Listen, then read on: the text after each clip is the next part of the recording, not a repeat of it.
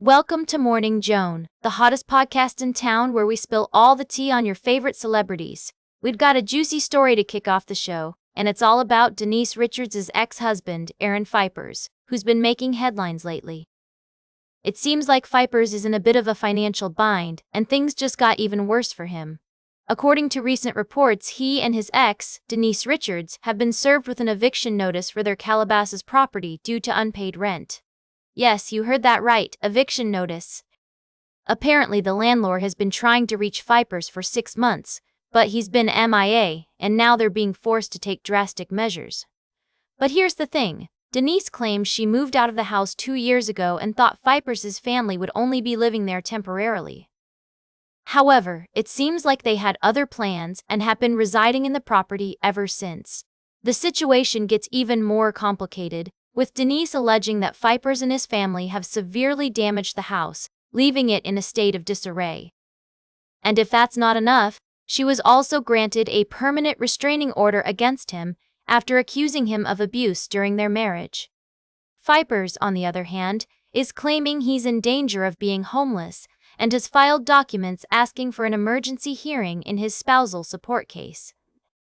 He's saying he owes a whopping $125,000 in past due rent and $10,090 in past due HOA fees. It's a messy situation, to say the least. We'll be keeping an eye on this story and bringing you all the updates as more information becomes available. In the meantime, it's clear that Pfeifers is facing some serious financial struggles, and his personal life is just as dramatic. We'll be right back with more tea on Morning Joan. Welcome back to Morning Joan. We're diving into our second segment, and I've got a story that's left me speechless. You might have heard about the recent passing of director Rob Reiner and the outpouring of tributes from the Hollywood community. However, not everyone was so kind in their words. Donald Trump took to Truth Social to share his thoughts on Reiner's death, and let's just say it was a classless move. Trump claimed that Reiner's death was due to the anger he caused others from being outspokenly anti-Trump. Yes, you heard that right. Joe Rogan, among many others, has spoken out against Trump's comments, calling them not funny, and saying that there's no justification for what Trump did. Rogan even went so far as to say that someone should have taken Trump's phone away from him before he made those remarks. I've got to agree with Joe on this one. It's just disappointing to see someone in a position of power acting so callously. The reaction from Hollywood has been swift and fierce, with many stars condemning Trump's words as hateful and vile. Jimmy Kimmel said that what we need right now is compassion and leadership, not some fool rambling about nonsense. Whoopi Goldberg also weighed in, saying that there's no justification for Trump's comments, and that Republicans who are staying silent on the matter should be ashamed. It's a sad state of affairs, when we can't even come together to mourn the loss of someone without politics getting in the way. I think we can all agree that Rob Reiner was a talented director and a passionate advocate for his beliefs, and he deserves better than to have his death used as a political talking point.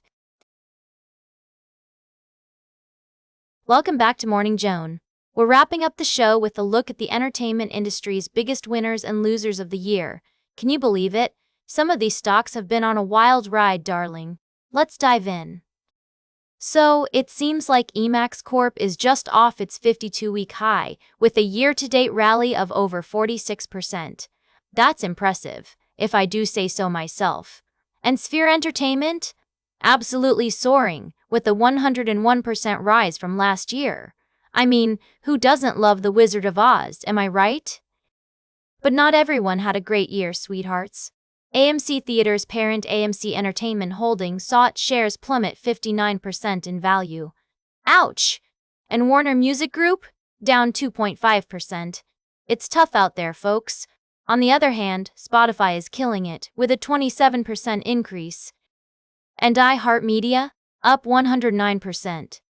Now that's what I call a comeback story. And let's not forget about the gaming stocks, shall we? Electronic Arts and Take-Two Interactive Software are both on fire, with year-to-date rallies of 40% and 39% respectively. Now, I know some of you might be thinking, Joan, this is all well and good, but what about the big picture? Well, let me tell you, the entertainment industry is changing fast, and it's all about adapting to new technologies and trends.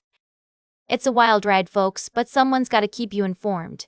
That's all for today's Morning Joan. Remember to like, share, and subscribe, and until next time, stay fabulous.